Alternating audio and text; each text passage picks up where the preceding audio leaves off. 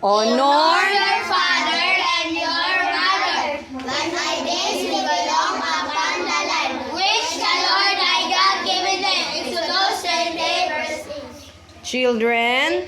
Children, obey your parents in the Lord, for this is right. Ephesians 6:1. Pray. Pray without ceasing. 1 Thessalonians 5:17. If you love me, keep my commandments. John 14, verse 16. Humble yourself to the Lord, and He will exalt you. James 4, verse 10. For God God so loved the world that He gave His only begotten Son, that whosoever believes in Him should not perish but have everlasting life. John 3:16. Pray without ceasing. 1 Thessalonians 5:17. I can do all things through Christ who strengthens me. Ephesians 4, verse 15. the Lord is On on my side, I